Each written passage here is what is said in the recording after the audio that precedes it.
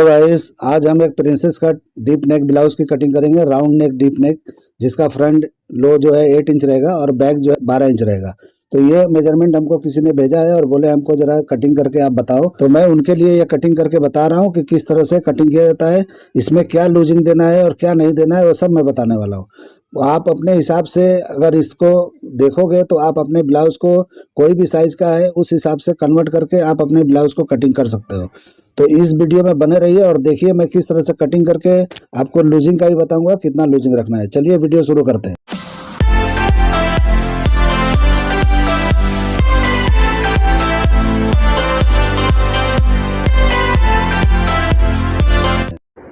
तो सबसे पहले मेजरमेंट देख लेते हैं। तो लेंथ है इसका 16 इंच, डार्ट पॉइंट है 12 इंच, अपर चेस्ट है 43 और चेस्ट है 46 और इसका वेस्ट है 40 और इसका आर्मोल है 19 इंच यानी 19 इंच और इसका फ्रंट लो 8 इंच है और बैक लो 12 इंच है।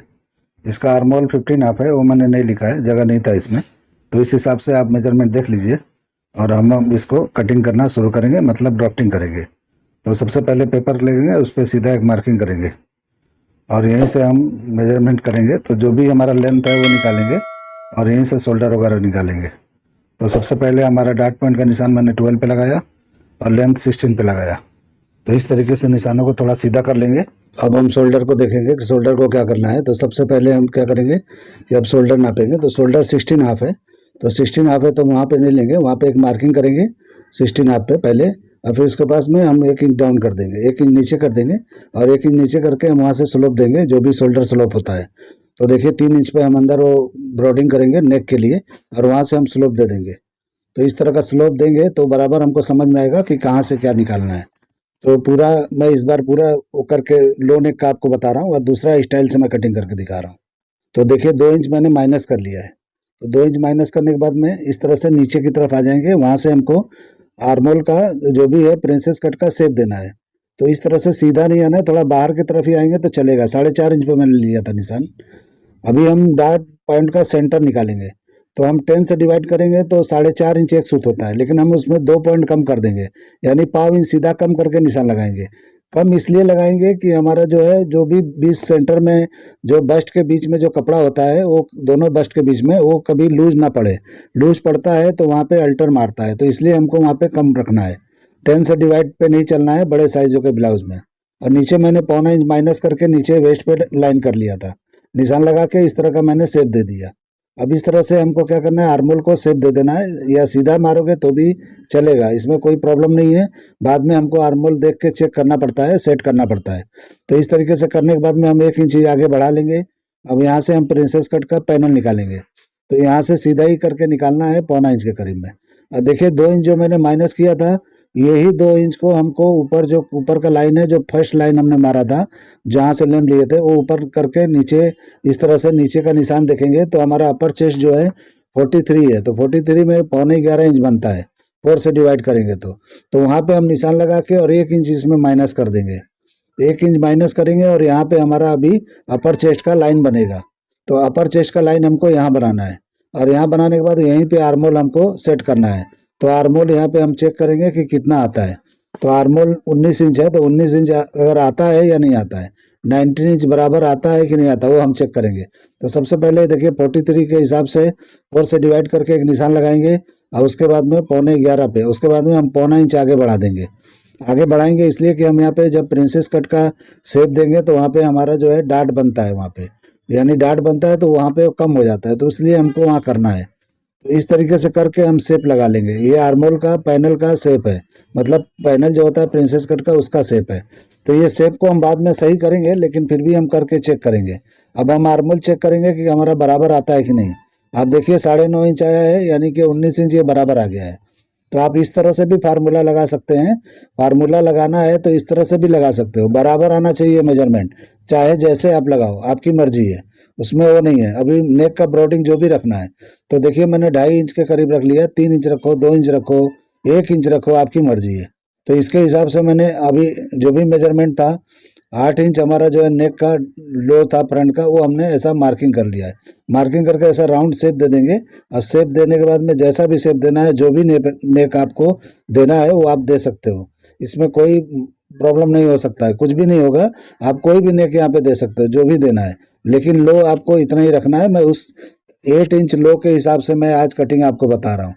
तो इस तरीके से करने के बाद में हम देखिए वेस्ट पे थोड़ा, यहाँ पे सेंटर जो होता है जहाँ ज्वाइंट होता है प्रिंसेस का, वहाँ पे 5 इंच के करीब में 2 सूत के करीब निकाल देंगे। तो इसलिए निकालेंगे कि जब हम ज्वाइंट करेंगे तो बराबर होना चाहिए वहाँ पे, क्योंकि अगर हम सीधा रखते हैं तो अंदर की तरफ वो घुस जाता है शेप।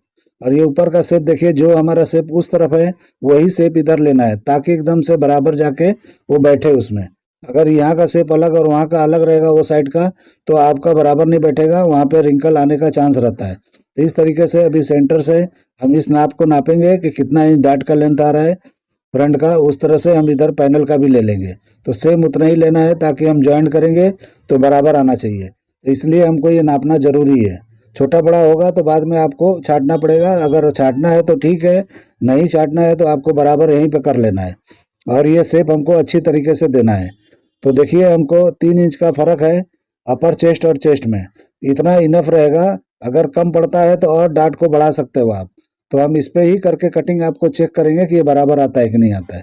तो इस तरीके से आप करोगे तो बराबर आ जाएगा, ऐसा कुछ भी नहीं है, हम चेक करेंगे। तो देखिए हमने उधर से जो था वो हमारा वो सेंटर पार्ट का वेस्ट, वो हमने इधर से माइनस करके, और वेस्ट जो 40 है उसको हमने करके 10 इंच पे निशान लगा लिया है, और वहाँ पे हम एक निशान लगा लिए। अब इसका साइड किस तरह निकालेंगे, मैं आपको एक नया तरीका बताता हूँ। तो साइड तो हम लोग ऐसा अंदाज से भी निकालते हैं और दूसरे भी तरीके से निकालते हैं, जो भी तरीका होता है। लेकिन देखिए, ये देखिए कितना इंच आया है, ये आया है 7.5, 1 सूत के करीब है। ये क्या चीज़ है, आर्मोल डाउन है। ये कितना है, 7.5 ही हम लिख लेते हैं, थोड़ा ज़्यादा है लेकिन 7.5 लिख लेते हैं, ठीक है। तो ये हमारा हो गया 7.5।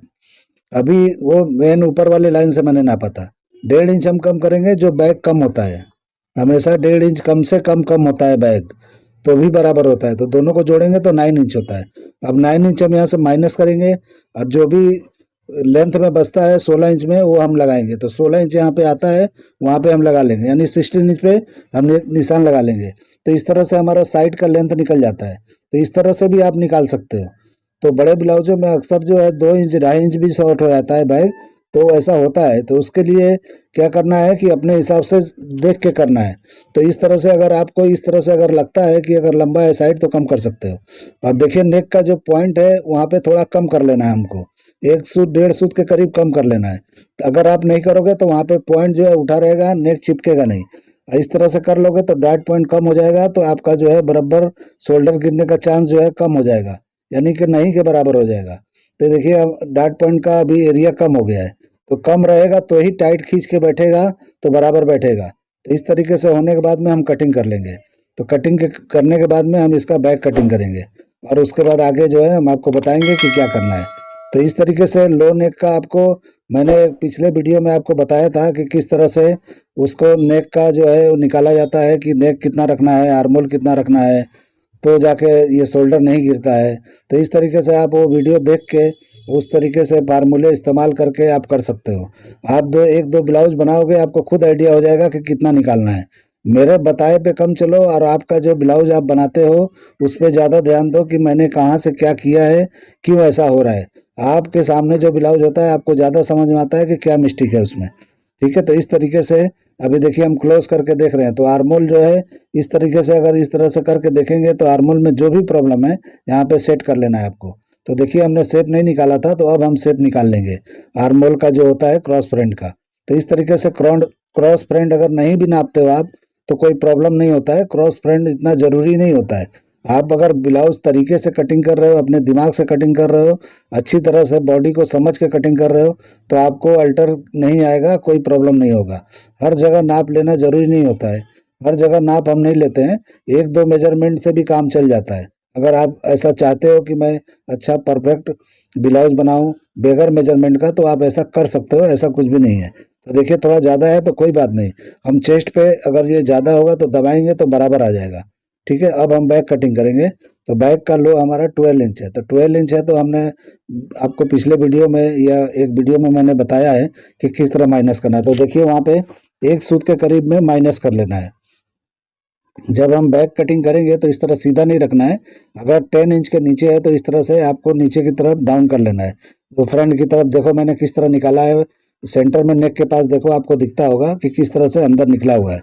तो बैक वहाँ पे मैंने कम कर दिया है। वो कम करने से क्या होता है कि परफेक्ट आ जाएगा। अब देखिए यहाँ पे अपर चेस्ट जितना है उतना ही लेना है, उससे ज़्यादा बिल्कुल नहीं लेना है, क्योंकि उससे लूज नहीं करना है, क्योंकि हमने फ्रंट में लूजिंग जो था वो मैंने थोड़ा ले लिया है। ठीक है, तो इस तरीके से आप ये देखिए, इस वीडियो में आप देखेंगे तो आपको बराबर समझ में आएगा कि मैंने क्या समझा है। इस वीडियो को आप देख लेना तो आपको समझ में आ जाएगा। तो इसको देखने के बाद आप क्या करो कि इस तरीके से मार्किंग कर लो। तो जहाँ पे हमारा अपर चेस्ट है 43 43 के हिसाब से 10 से डिवाइड करने पे जो भी होता है वहाँ पे करके वहाँ निशान लगा लेना है। कुछ भी खींचना उचना नहीं है इसमें, ये डार्ट वाले ब्लाउज में खींचना नहीं पड़ता है। इस तरह से साइड को रख के हम एक निशान लगा लेंगे। तो इस तरीके से करने के बाद में हमारा ये लेंथ निकल गया ब्लाउज के बैक का, आर्मोल का भी लेंथ निकल गया और लेंथ बैक का भी निकल गया। इस तरीके से अब हम नेक का लाइन कर लेंगे, मतलब जहाँ भी नाप है वहाँ पे मेजरमेंट करके अब वहाँ पे नेक का ड्राइंग करेंगे। तो इस तरीके से करेंगे तो आपका शोल्डर बिल्कुल नहीं गिरेगा, आपके आर्मोल में झोल नहीं आएगा। आप इस तरह से करके ट्राई करके देख लो। तो आपके ऊपर फैब्रिक पे भी डिपेंड होता है कि फैब्रिक आपने किस तरह का लिया है, किस तरह का फ्यूजिंग लगा के आप कटिंग कर रहे हो, बना रहे हो कि नहीं बना रहे हो, तो वो सब आपको देखना चाहिए। तो आर्मोल में कभी भी एक सिलाई मार के कभी भी उसका जो पट्टी होता है जो हम लगाते हैं, कैनवास पट्टी या पेपर कैनवास जो भी होता है फ्यूजिंग हम लगाते हैं, तो उसको नम करके ही लगाना चाहिए नेक के अंदर। नेक को ढीला ढीला कर दोगे लो नेक में तो नीचे की तरफ ये भागेगा, तो बैग लंबा होगा तो शोल्डर की तरफ से बड़ा होके वो गिरता है।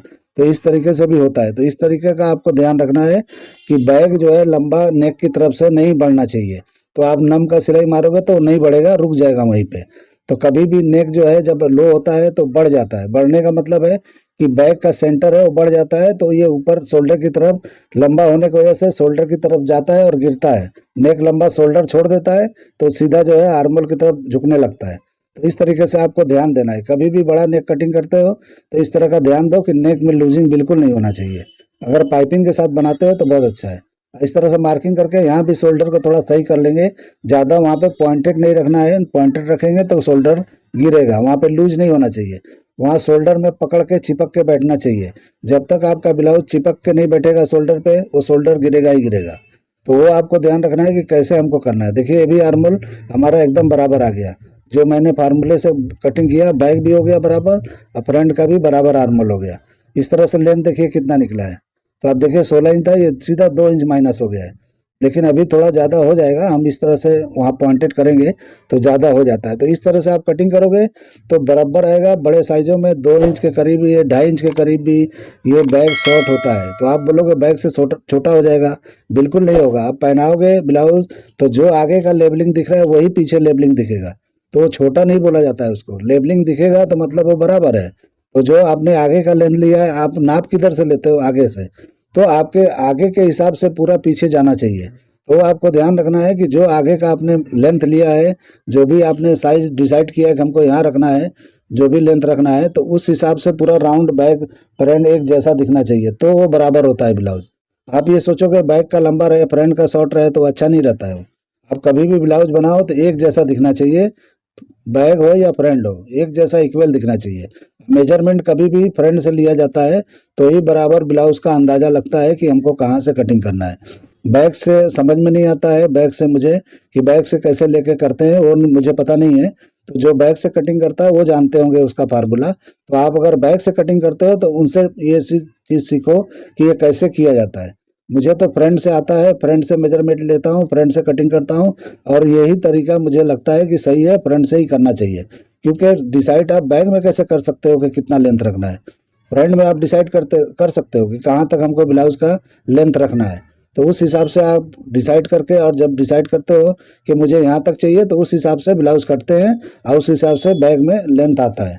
इस तरीके से हम करके जो भी है डाट वगैरह निकाल लेंगे जो हर ब्लाउजों में हम निकालते हैं, तो ये बराबर आएगा। अगर आप ये सोचते हो कि इसको जो है बस्ट के सामने से ही डाट लेना चाहिए तो ये ज़रूरी नहीं है, क्योंकि इस तरह से लोगे तो इसमें अभी देखिए शॉर्ट पड़ जाएगा अगर नापोगे तो इस तरीके से आपको क्या करना है, इस तरह से ये जो मैंने मार्किंग किया था साइड का और यहाँ का, इस तरह से ऊपर की तरफ ही लेना है। तो यहाँ से भी देखो नेक खींचता है, नेक खींच के अपने तरफ वेस्ट की तरफ आता है तो यहाँ से भी नेक टाइट हो जाता है। तो अगर यहाँ पे आप बड़ा रख देते हो यहाँ नीचे की तरफ सेंटर में, तो भी बैग लूज आएगा और शोल्डर गिरेगा। तो शोल्डर गिरने के कई कारण होते हैं, तो एक नहीं होता है।